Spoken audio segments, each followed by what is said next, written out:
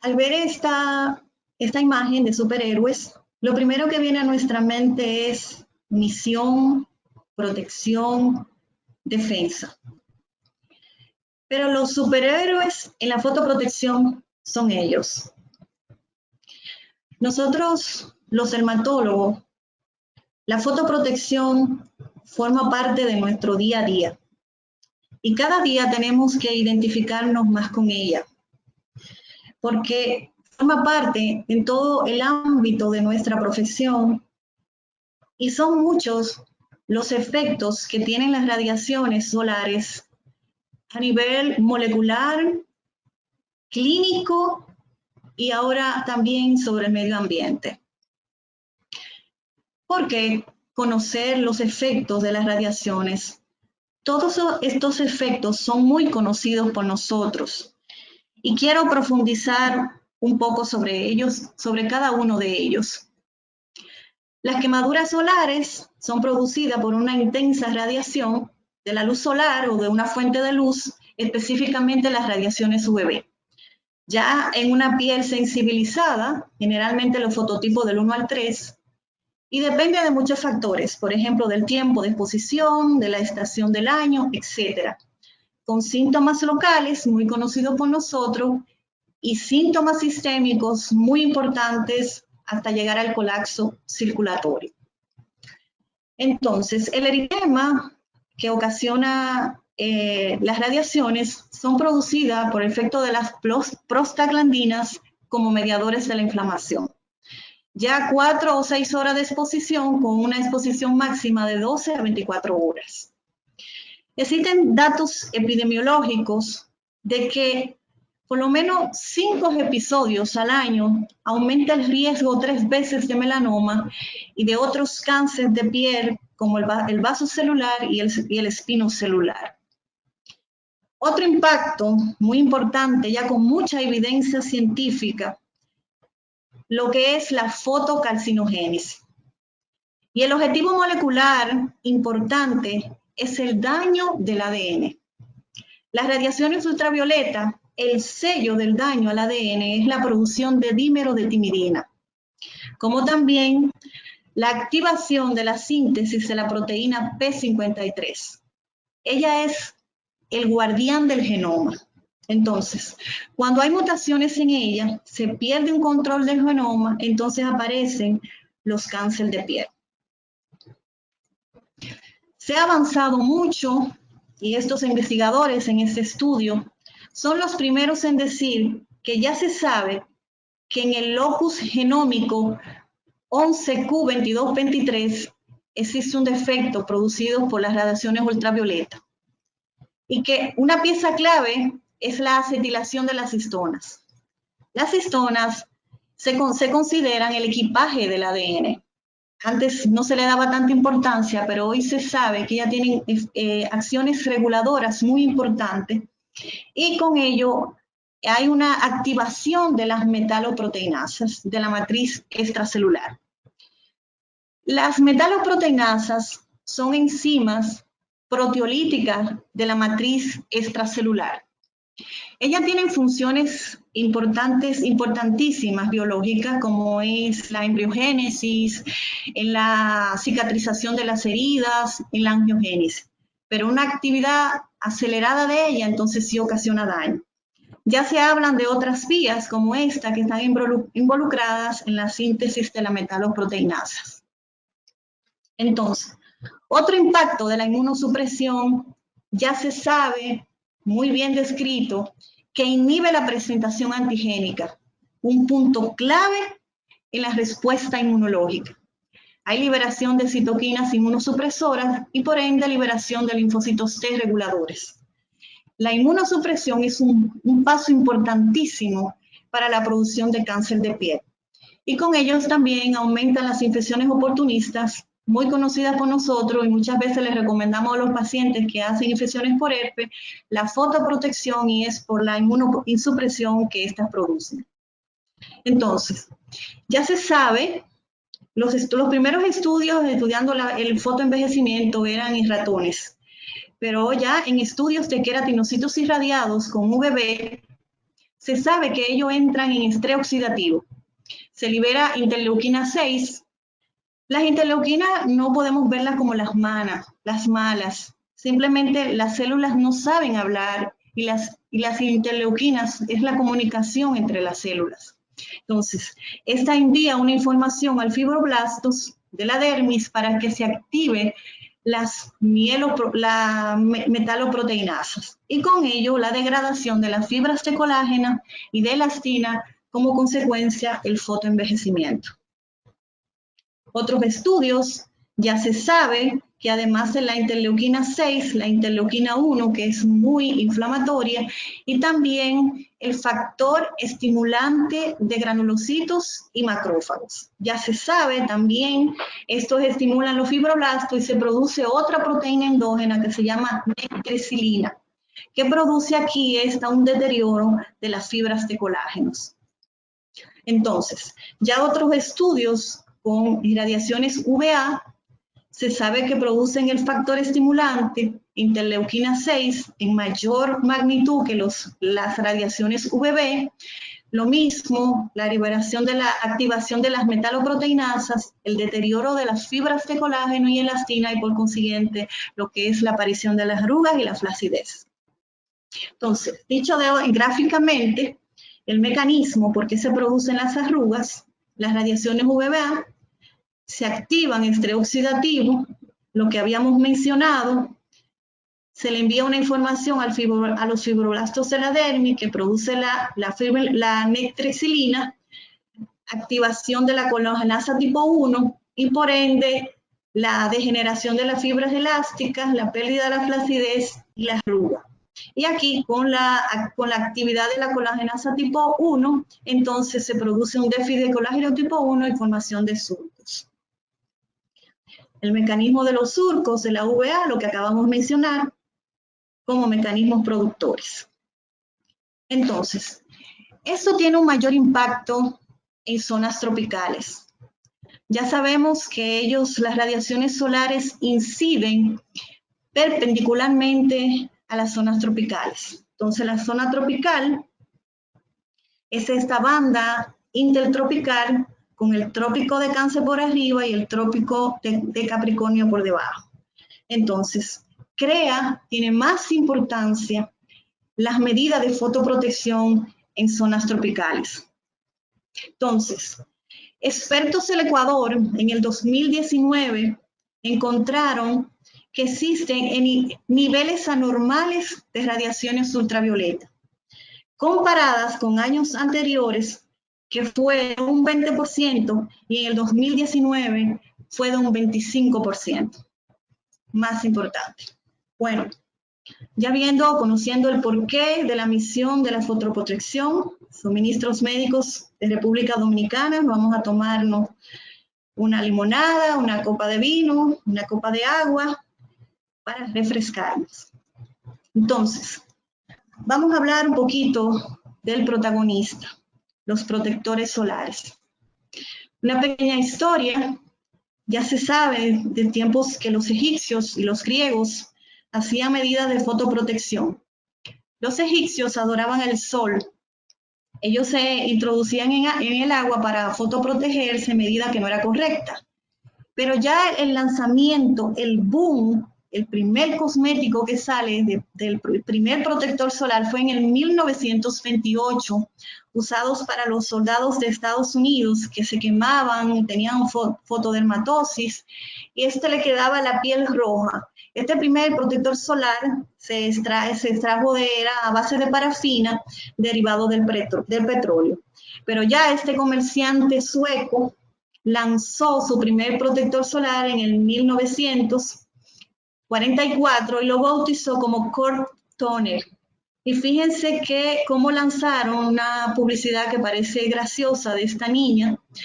Y esto tuvo un impacto que después surgen otros, por ejemplo, el fundador de L'Oreal, entonces salen otras marcas. Entonces, una historia también se cuenta que la modista Coco Chanel estaba de vacaciones, se bronceó en un viaje en un barco.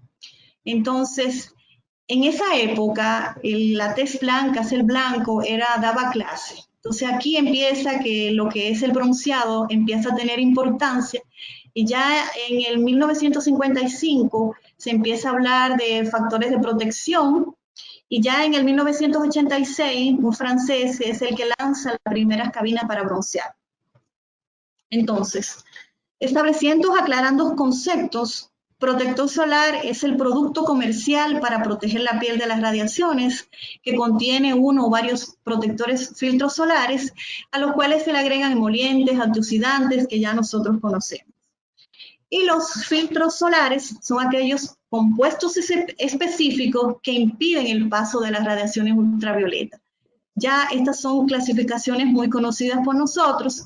Le hago la referencia de que los orgánicos, específicamente los lipofílicos, son los que están teniendo mayor impacto a nivel sobre el medio ambiente.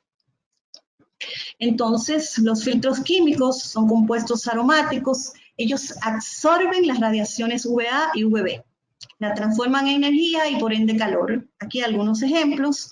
Y los físicos, los viejos conocidos, ellos lo que hacen es que reflejan la luz. Entonces, un dato importante es que los micronizados se comportan como químicos. Entonces, estos se comportan como metales semiconductores que absorben mayor parte de la radiación en el espectro electromagnético. Entonces, la FDA tiene una clasificación, lo clasifica en categoría 1, categoría 2 y categoría 3. La categoría 1, los más seguros, los categoría 2, ellos consideran, están los derivados del PAVA, que ellos han propuesto su prohibición inmediata. Y los categoría 3, que están la mayoría de los químicos, dicen que no, que hay datos de que no son seguros, pero están buscando más datos para luego entonces no usarlo y ellos recomiendan que todavía pueden usarse. El único que está aprobado por la FDA es la avobenzona, una clasificación desde el punto de vista químico de su composición química, los filtros químicos son estas, y le hago resaltar que las benzofenonas en el 1914, la Academia Española de Dermatitis por Contacto lo declaró los alergenos del año. Entonces, a la hora de nosotros, los dermatólogos, elegir un protector solar, tenemos que tener puntos muy claros. Su seguridad, su eficacia, si son fotoestables. Y esta es una de las características más importantes del protector solar. Esto significa de que la molécula no cambie cuando está en contacto con las radiaciones y muchas veces a esta propiedad que se le atribuye que los filtros sean alergénicos o fototoxicidad. El factor de protección también es importancia, la permanencia, que es una característica que ahora está en boom por lo que es resistente al agua y no resistente al agua. La textura, que es una característica muy buscada por los pacientes, y ahora es el impacto, el efecto sobre el medio ambiente. Entonces, en cuanto a la eficacia, ya se sabe, hay demasiada evidencia que los protectores solares previenen el cáncer de piel.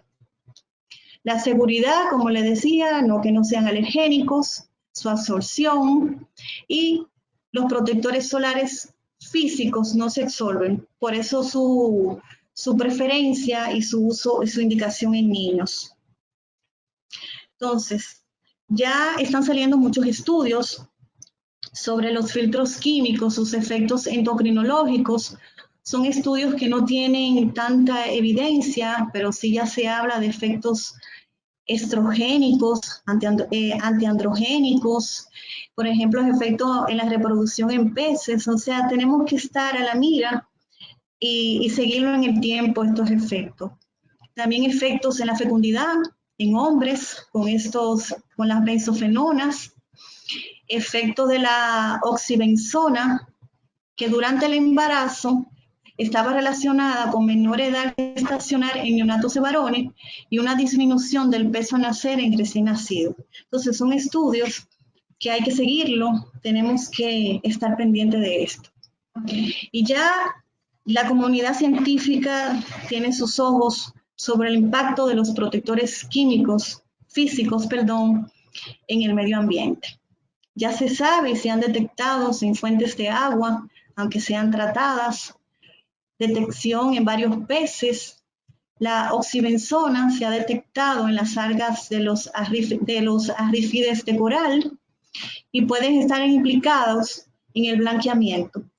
Pero también se ha implicado que el blanqueamiento de los arrecifes de coral, de la salinidad y la temperatura, eso es por el problema del calentamiento global.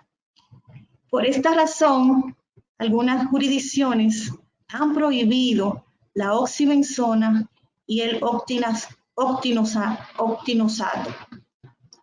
Entonces, para recordarle un poquito sobre lo que son los arrecifes de coral, son también llamados las selvas del mar. Estas no son más que formas subacuosas formados de carbonato de calcio, secretados por los corales. Generalmente forman parte del ecosistema y gran variedad de peces habitan en ellos. Por eso la importancia y darle seguimiento. Bueno, pues les invitamos cuando tengan la oportunidad de venir a República Dominicana y disfrutar de nuestras playas. Entonces, algunos tópicos de actualidad en fotoprotección.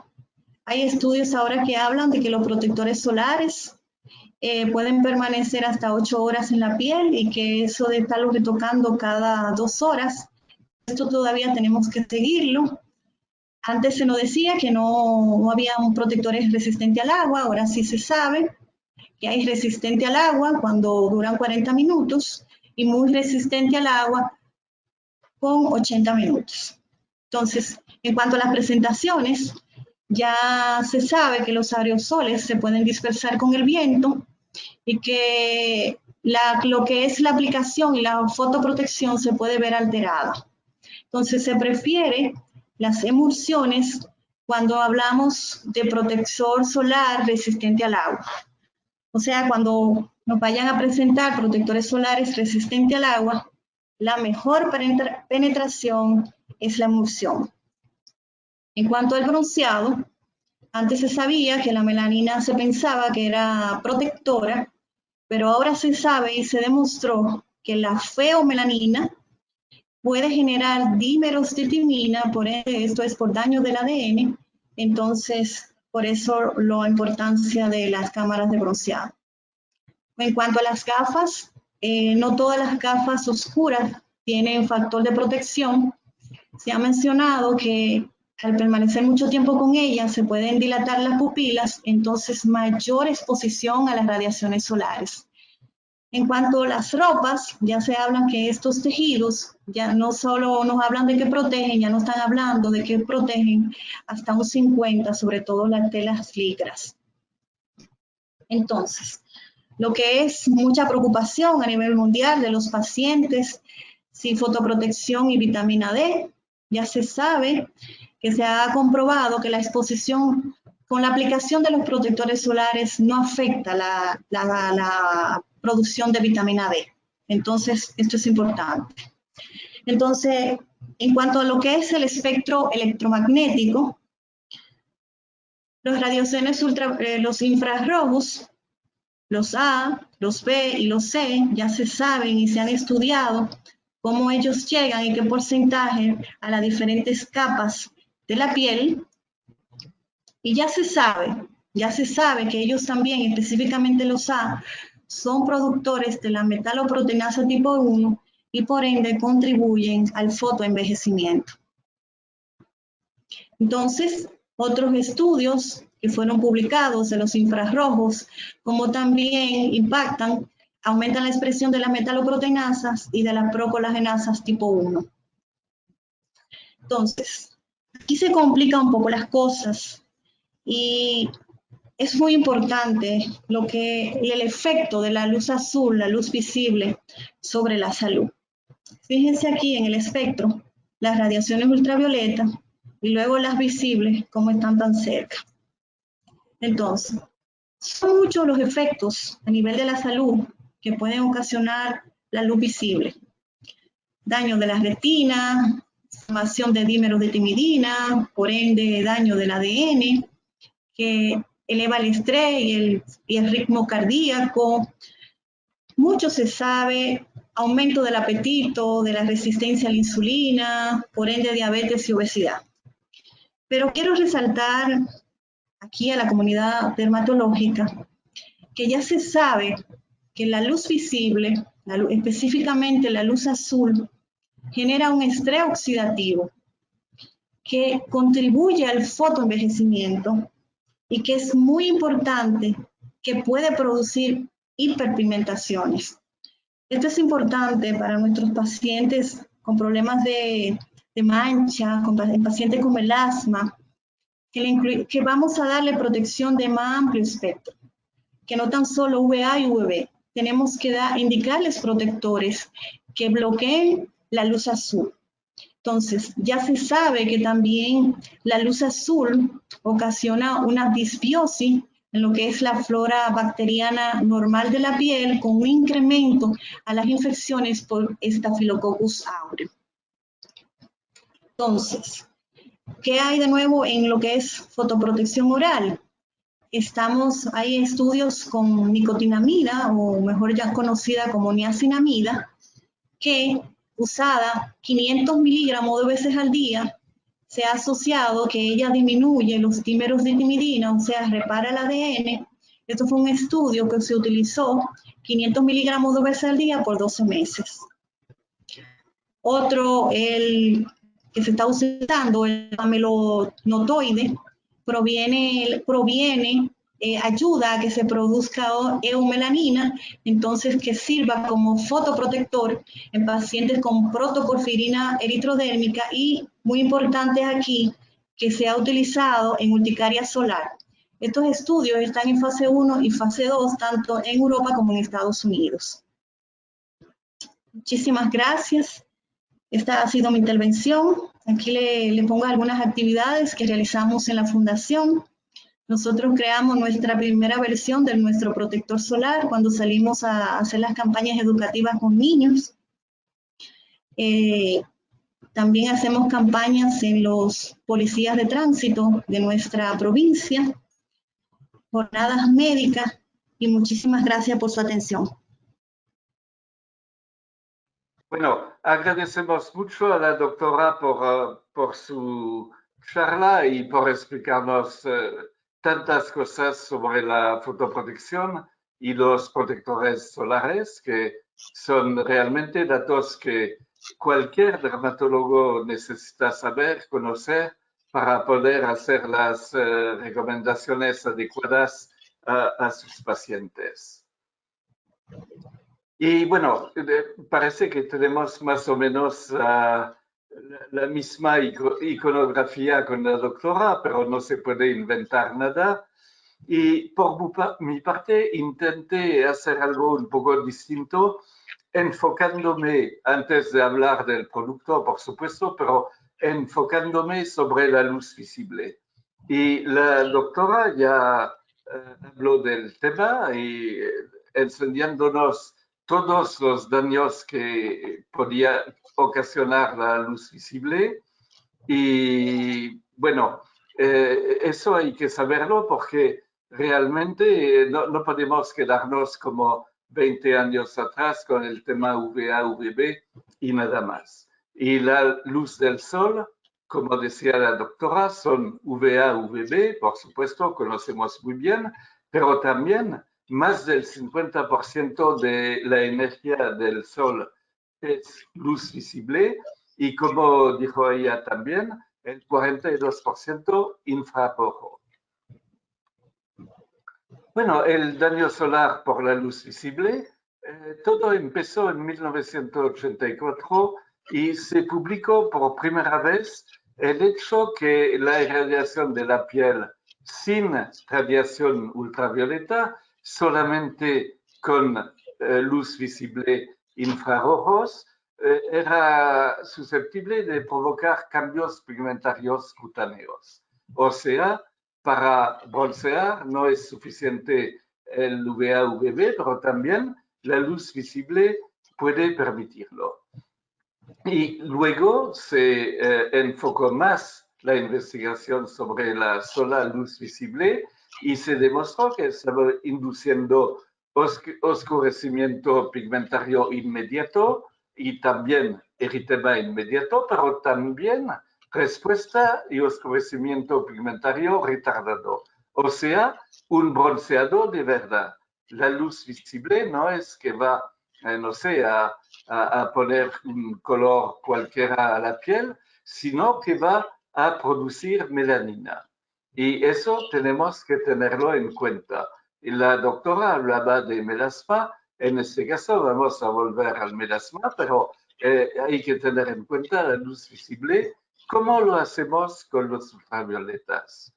En resumen, la luz visible causa pigmentación de la piel, incluso si no hay ultravioletas, eso se demostró. Y este fenómeno, y eso interesa mucho a los médicos en zonas tropicales, este fenómeno ocurre más en pieles oscuras que en pieles claras. Y la mayoría de las pieles en zonas tropicales son oscuras. Tenemos que tenerlo más en cuenta todavía. Y el melasma, por supuesto, eso casi es una exageración decir que la luz visible es responsable del melasma, pero que lo agrava, eso es cierto. Como agrava las hiperpigmentaciones de cualquier tipo, de tipo lentiginas, de tipo lentigo, la luz visible tiene un papel en eso. En melasma hubo un estudio interesante que está mencionado acá, hecho en Brasil. Tomaron muestras de piel lesional y perilesional de melasma irradiadas con UVA, UVB o luz visible, uno de los tres. Y se observó con las tres radiaciones aumentos de melanogénesis del 8,5% con UVB, del casi 10% con UVA y del 11,7% con luz visible. O sea que la luz visible, la participación de la luz visible para estimular la melanogénesis es más importante que la participación de los ultravioletas. Y esto sale del mismo estudio, antes y después de 7 días de exposición a 180 joules por centímetro cuadrado. Y miren, con el UVA, con el UVB hay un aumento, pero el más importante, con la luz visible. Estas muestras de piel revelan muy bien el papel de estimulación de melanogénesis, de estimulación de producción de eumelanina por la luz visible. Bueno, otro estudio donde se irradiaron explantes de piel con luz visible y ven una cosa, que después de, y eso es el sham. El sham yo no sabía lo que era. Y el sham, cuando uno hace experiencias usando tecnologías como esta, uno no habla de placebo, sino de sham. Es que no hubo irradiación. Y acá irradiación con luz visible y ven que después de 3 días hay poco efecto, pero después de 7 días hay mucho efecto. Hay casi la triplicación de la expresión génica de tirosinasa y en la misma forma de actividad de la misma tirosinasa. Bueno, lo decía la doctora, la luz visible induce producción de radicales libres, tanto como los ultravioletas. Un estudio demostró que los ultravioletas combinados A y B producían el 50% de los radicales libres y la luz visible el otro 50%. Y cuando estamos pensando como nuestras pacientes en envejecimiento cutáneo en arrugas, hay que tomarlo en cuenta eso, porque la base de todo eso son los radicales libres que se liberan en estas condiciones.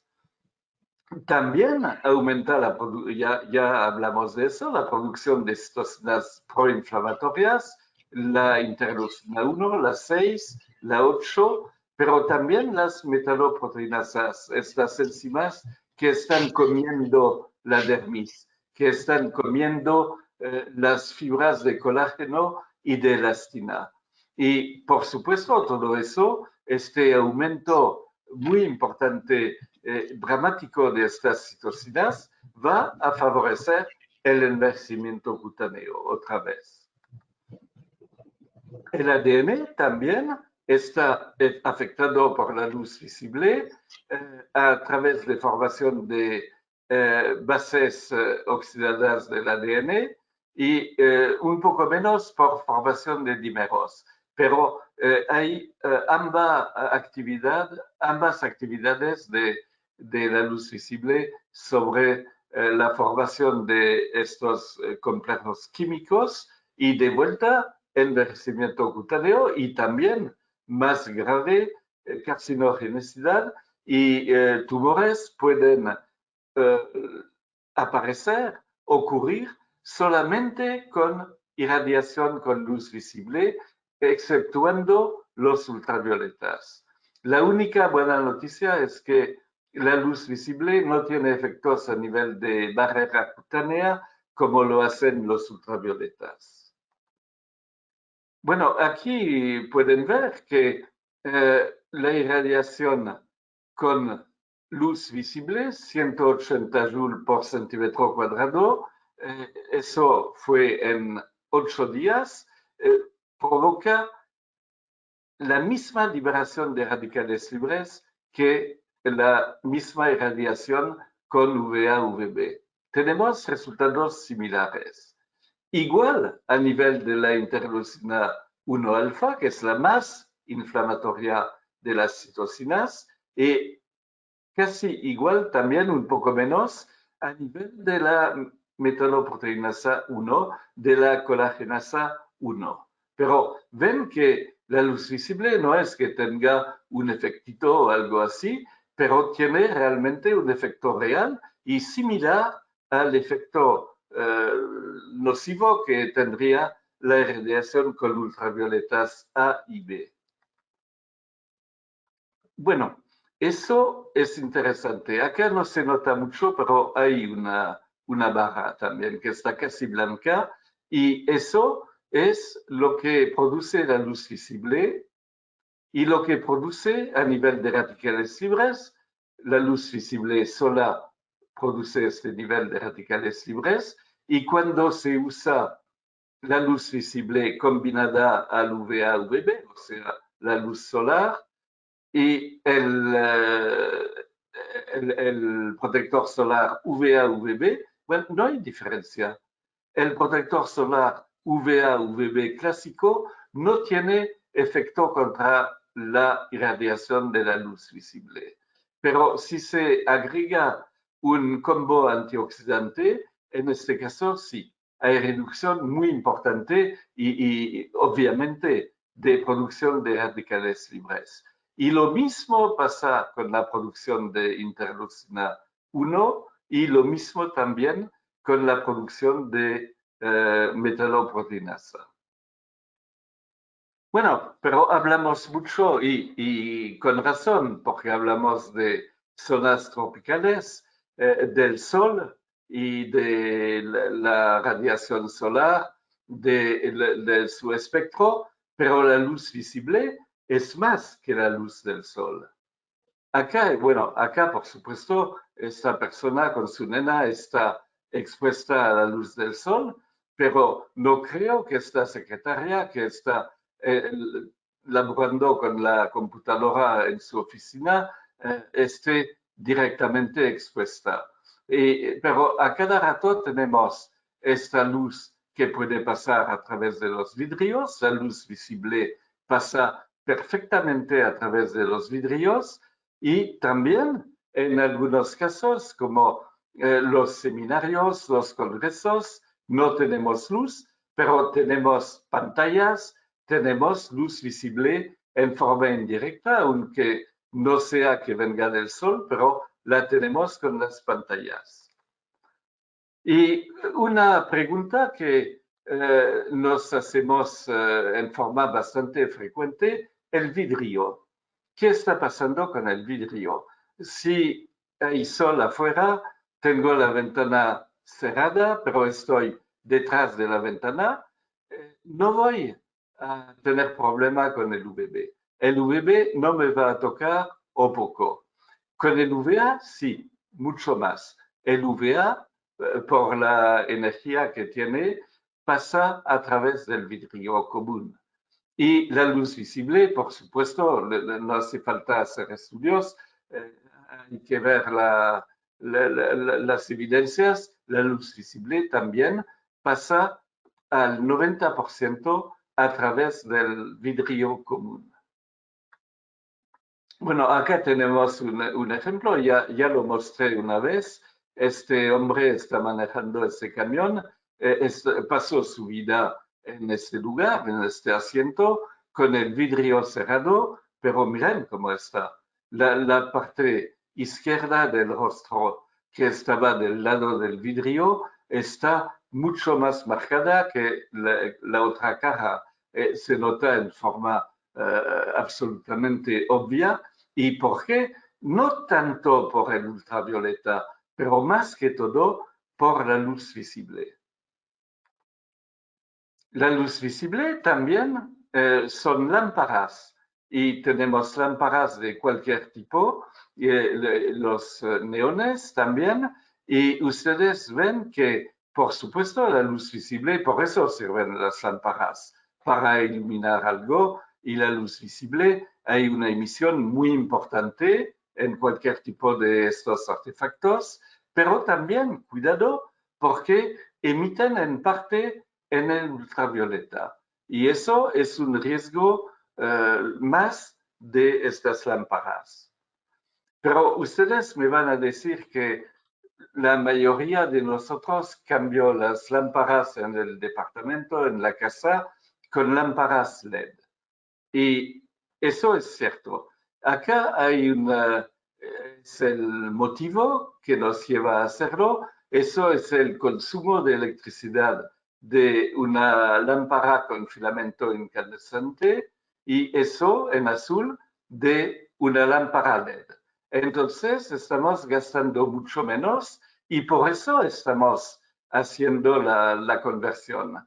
Pero el problema que la intensidad de estas lámparas LED es, ven acá, se encuentra muy elevada, muy fuerte en el nivel de luz azul. Y también más adelante en otros niveles de la luz visible, pero lo bueno que no hay ninguna emisión o casi de ultravioletas ni de infrarrojos. Pero a nivel luz visible hay mucha intensidad con estas lámparas. Y bueno, las lámparas LED tampoco son únicamente estas lámparas blancas que tenemos en casa, pero también pueden tener colores distintos. Y por este motivo se usan LED, tecnología LED en computadoras o también en el celular. Y miren eso, es muy interesante. Eso es un poco la historia de las pantallas. Hace 20 años, 25 años o más, teníamos tubos de rayos catódicos. Las televisiones de antes, no había computadora, eran de rayos catódicos. Y luego vino la tecnología de pantalla de cristal líquido y ahora de diodo emisor de luz, la famosa LED. Y miren algo, que el tubo de rayos catódicos tenía un pico en el rojo, más o menos en la luz visible, más que todo eso. El LCD, bueno, tiene picos muy importantes, miren. Otra vez más cerca de la luz azul, en plena luz visible también, pero con intensidad muy importante. Y la LED tiene picos también, pero mucho más bajos y tiene intensidad de irradianza mucho más baja que las tecnologías de antes. Entonces, eso es importante. Estamos cuidándonos cuando compramos un artefacto más nuevo, más moderno, que tenga esta tecnología LED. Bueno, depende también eso del artefacto que estamos utilizando. Y hubo un estudio aquí con los picos de irradianza espectral del celular acá y del laptop. Y ven que el laptop es mucho más alto, la emisión de luz azul, porque estamos en la luz azul acá, la emisión de luz azul es mucho más baja con el laptop que con el celular. El celular realmente es el problema en eso. Y además lo tenemos muy cerca, porque el celular está más pequeño, hay que acercarlo de la cara y la intensidad que recibimos es altísima. Y aquí hay un estudio también con distintos celulares, importa poco la marca, pero ven que siempre hay este pico de intensidad en la luz azul. Con todos está siempre en el mismo lugar. Y el único que no tenga, y tampoco tengo conflicto de interés como la doctora, y lo digo en forma muy libre, pero hay que reconocer que los que tienen el iPhone 7 tienen un pico mucho más bajo a nivel de luz azul y parece el más seguro en este aspecto. Este estudio que publicaron en el Journal de la Academia Americana me fascina porque realmente el protocolo es muy elegante. Pusieron el maniquí acá con un sensor a nivel de los ojos, a nivel de la vista. ¿Y qué estaba mirando? Estaba mirando acá el celular. Y en la misma forma determinaron cuál era el porcentaje de aumento de ultravioletas cuando uno estaba mirando el celular. Y ven que con cualquiera hay, y miran, eso es una caja de cartón, incluso con eso hay reflexión de la luz, hay muy poca, pero hay un poco. Y con los iPad hay mucho más, hay hasta el 90% de aumento y depende también de cómo está envuelto.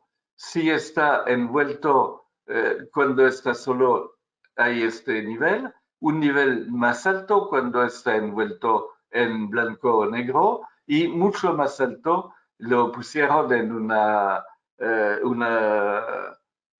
cubierta de aluminio y por supuesto que hay una reflexión importante y en este caso llegamos casi al doble. Entonces, cuando estamos en el sol y en zonas tropicales ocurre muy a menudo, con el celular hay que tener mucho cuidado con eso.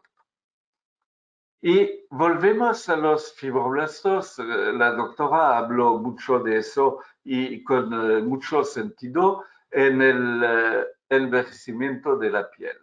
Y hubo un estudio donde investigadores los expusieron, estos fibroblastos dérmicos, a la luz visible de pantallas.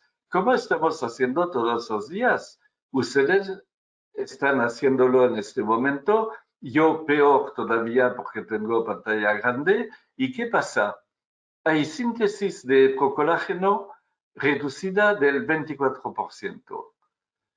Reducción de proliferación de los fibroblastos. El 6% de los genes muestran desregulación en su expresión.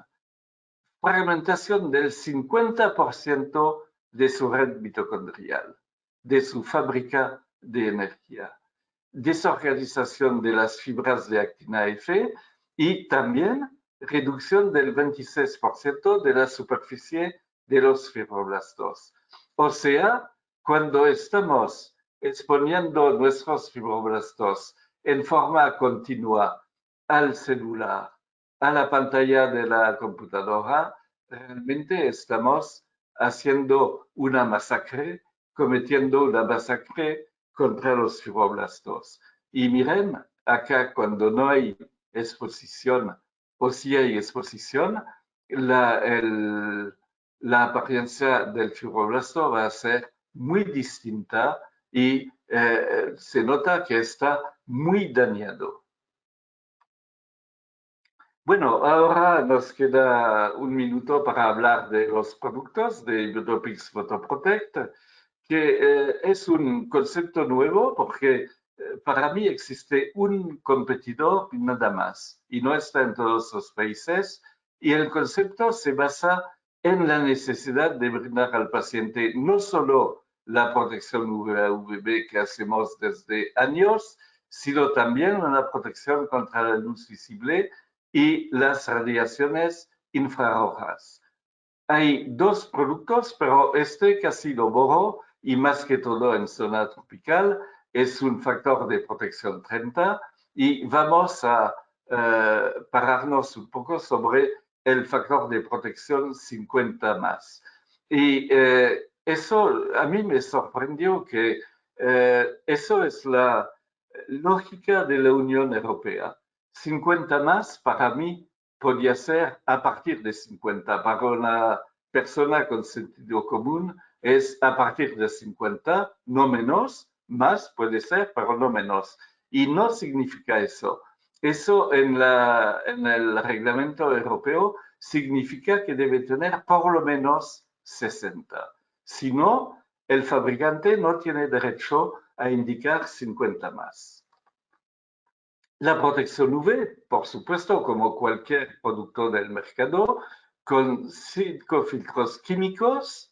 Estos filtros, la doctora habló muy bien de eso. Y normalmente cuando formulo un producto, no me gusta hacer una sopa con muchos activos, con muchos excipientes. Intento hacerlo más simple, pero en fotoprotección no se puede. Y no se puede por un motivo simple, porque cada uno de estos filtros tiene su espectro de protección en el UVA, en el UVB, a veces en ambos, pero no cubre la integralidad del espectro. Y por este motivo hay que asociar filtros si queremos cubrir absolutamente todo el espectro UVA y UVB. Además, hay 3% de dióxido de titanio, para absorber la radiación. Y tiene luz visible, protección luz visible. ¿Y cómo lo hicimos? En forma muy simple. Incorporamos una melanina sintética, que su nombre comercial es este, y esta melanina, como cualquier melanina, como la melanina humana, como la de los animales, absorbe en la región azul-violeta entre 400 y 500 nanómetros. Es de síntesis, porque no podría ser animal por motivos de tolerancia y la sintetizan a partir de tirosinasa vegetal y, muy importante, tiene un peso molecular muy bajo, 5.000 a 10.000 daltones, y eso le permite penetrar en las capas superiores de la piel.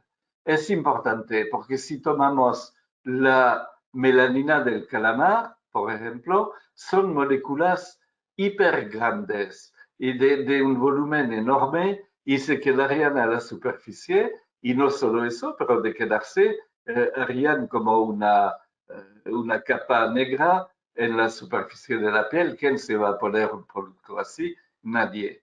Y el proceso de fraccionación permite eso. Miren, eso es la melanina normal, digamos, común, con moléculas muy importantes.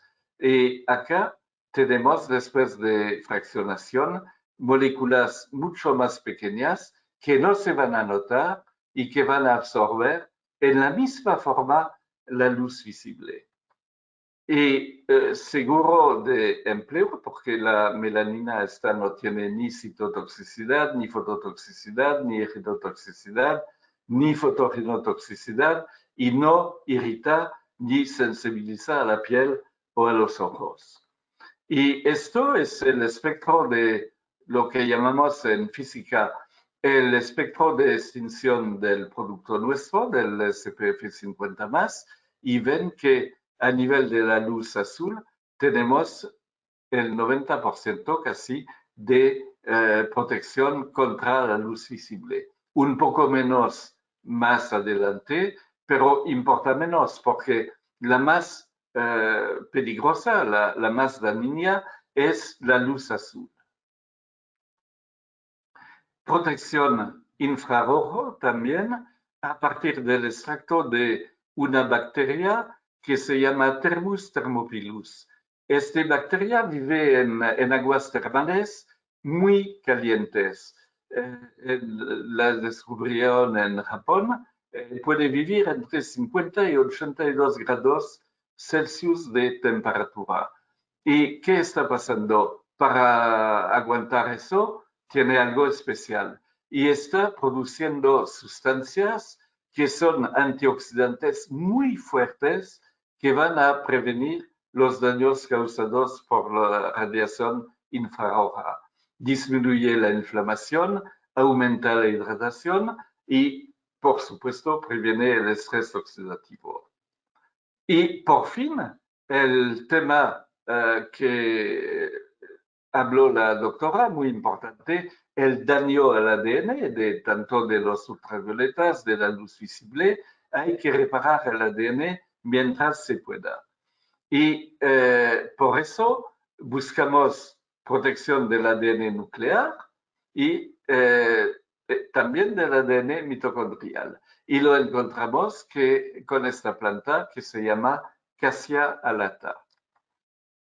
Y este ingrediente, este extracto de Cassia alata, garantiza una protección completa del ADN por prevención de los daños al ADN, pero también reforzando la capacidad reparadora de las células y eso tiene como consecuencia la prevención de la alteración del microrelieve de la piel que viene siempre con exposición repetida a los rayos solares que sean ultravioleta o luz visible. La fotoprotección, por supuesto, es el nuevo básico. Y como soy más anciano que cualquiera o casi, me permito hablar un poco de historia y me acuerdo muy bien cuando en los años 80, 90 estaba haciendo cruzada y en Latinoamérica en particular para hablar de protección solar y para decir lo necesario que era, lo importante que era. Y a veces delante de médicos que no escuchaban tanto y pensaban que era algo de moda en Europa, que nunca iba a llegar. Y hoy en día, gracias a Dios, después de muchos esfuerzos de todos, llegó. Y lo que decía la doctora de hacer capacitaciones a las personas expuestas, a los maestros, de hablar con los niños, todo eso es muy importante. Pero a esta altura de mi vida, me parece que hice bien, por supuesto, pero hice la mitad del camino solamente, porque siempre hablé de ultravioletas, ahora hay que hacer lo mismo de vuelta hablando del espectro completo de la luz.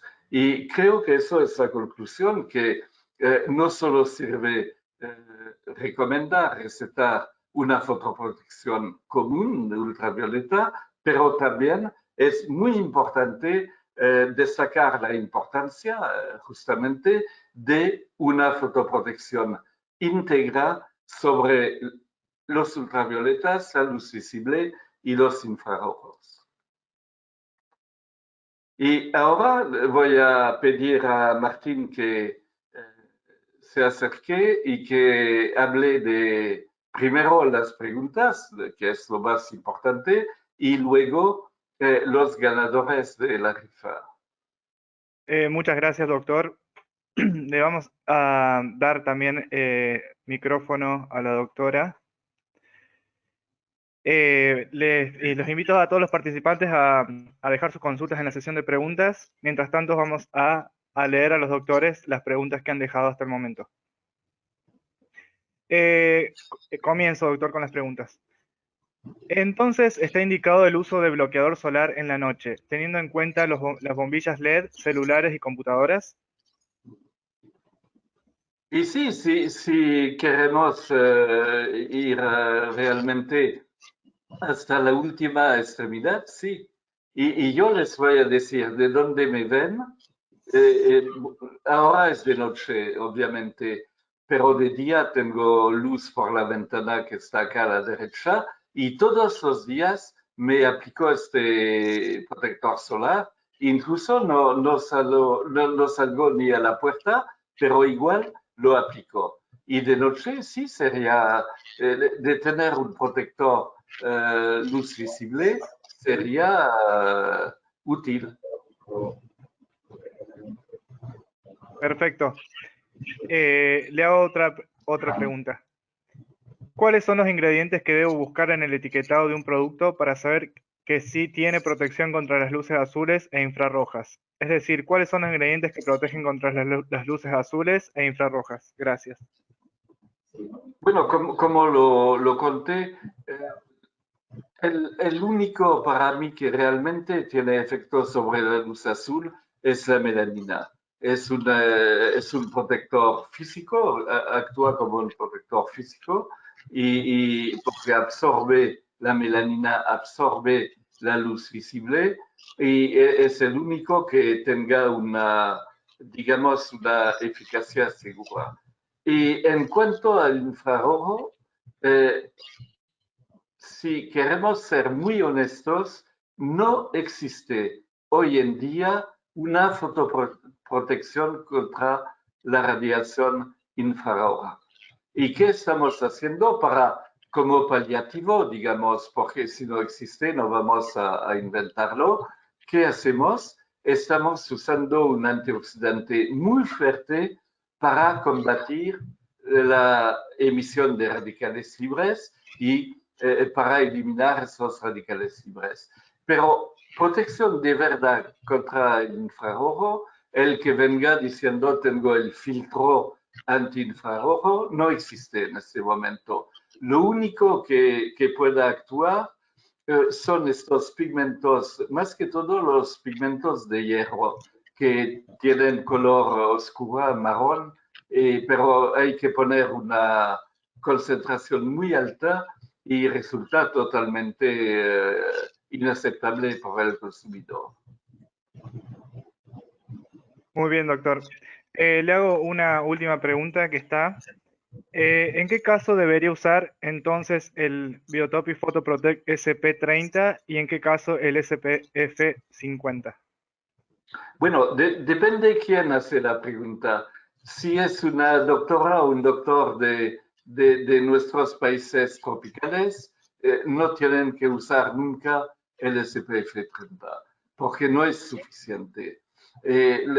Cuando existe un 50, mejor utilizar el 50. ¿Y dónde lo utilizan el 30?